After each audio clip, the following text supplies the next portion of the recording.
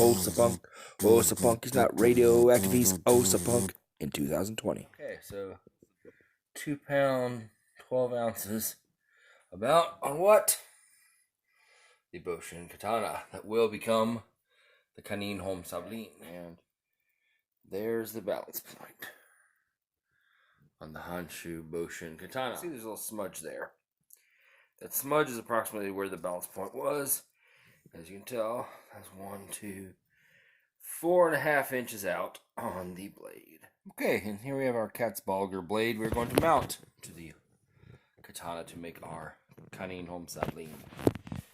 This hole here, however, was about as wide as my finger when I've started. You can see how much filing I've done on each side. With one of these tiny files, and just down. Now you might be able to make out where I have a mark approximately here, and a mark approximately here, and that is as wide as it is at the base of the blade. So I still got a little ways to go on this, and it should pressure. I've slid the guard down. The hole is actually here, as you can see, so it's not where it's going to fit yet. I still have more filing to do, but the other guard is going to sit underneath like that and provide a little bit of space, because this edge here is a little, it's not sharp, but it's a little rough, and against the hand that might be uncomfortable, and I didn't want to file it, and because that'll make it, well, you can see I scratched it there anyway, take off that black finish. I wanted to keep the black finish, so I think adding the guards together will give it just a little bit of space between the hand and this guard, so your hand won't actually rest upon this even if you choke up all the way on the guard. So even though it wasn't the original plan, it may work out better. So you can see the guard, I can get to slide down about that far. When I first took the guard off the sword it came with and put it on here, it didn't even fit over the tip all the way. So I definitely am making progress, but I still have a little bit to go.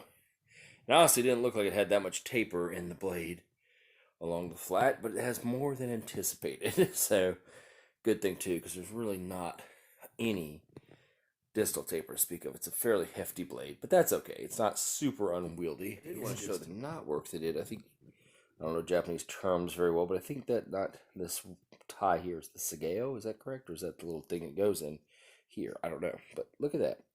It's very loose. It's not tight tied, but that's a pretty elaborate knot work there. I have no idea how they tied that, and I'm not sure I'll be able to redo it, but since that is not something a European scabbard would do, or have, I will probably be taking it off. I'll probably leave the leather, because that looks European enough, and the rest of it, somewhat. I'll probably put something on the end there, but I'll have to remove this for looks, but I just wanted to show that, because for a fairly inexpensive sword, that is kind of a nice little looking knot. So after hours of filing and pounding and fitting, we have the Honshu logo blurred. But we also have the guard fitted on there, and it came on pretty good. Now, as far as the gap, I didn't do the best job. You can see there's still, where it's mostly pressure fit on back, is pretty good. But up near the blade, yeah, there's a bit of a gap there. But that's okay. It could be a lot worse. It is on there tight enough that I had to pound it past this part here. That's I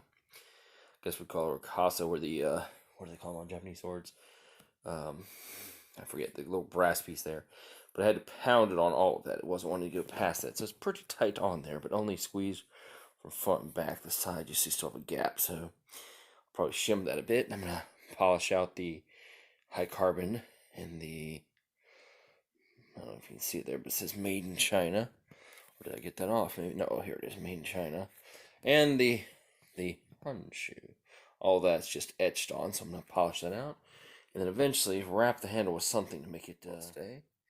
Yes, there's where it's balancing now. We should have had some in the video earlier where it was balancing, but that is the balance point now, right over that kanji by Honshu. So it has brought it back, I think, by about an inch.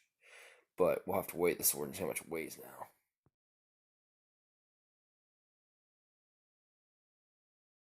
Not have anything in its way. So it's pretty free floating there, yes. Okay. Well, we now have a sword that weighs right at 3 pounds, 9 ounces. Which, honestly, is not too bad, given it's roughly the size of an arming sword. It's got two-handed grip, so it feels lighter in the hand, but it certainly, I would say, feels a bit heavier than katana, because that wrought iron guard, but it does bring the balance point pretty back, so it feels better when swung than it did before, but overall, it's a bit heavier. Okay, some still pictures of the sword. Here we have a sight down the blade. You can see the blade is slightly crooked to the left. That's due to improper heat treatment. I have another sword like that too. It doesn't really affect cutting much, but it's there. Here's a comparison of the guard size to my hand, which is significantly larger than a typical Japanese tsuba. There you can see from above how much it protects the hand, although it's very similar to the Musashi double ring style guard. Here we have the sword at length. Not much else to say about that, except that's complete finally, as much as I'm going to do at least. And here we have it on my floor with the new handle wrap on, and it's scabbarded by a pair of my shoes. And I'll transition here to the shot of the sword from the original Egg Dance painting, which I will say is close enough to the original. It passes. I'm happy. Yeah. Hilson, folks. 8 years ago, I found a website mentioning this rare German-type saber that they referred to as a Kaninholmsabeln. And now, after years of researching, I found the Egg Dance paintings, which contain a very similar sword from, well, Holland, but basically German country. So I think we have it right now. The basic look. It's not perfect, but since I can't get it custom made, close enough. I'd prefer if I was doing a custom one to have the blade a little bit wider, a little bit thinner, more distal taper. The pommel will be a little bit longer. But for now, it's a pretty decent replica, and I'm happy with it. So after 8 years, I get some closure on this, and y'all got to join me a bit on the journey at the end. Hilson, folks, and good night. Gotcha.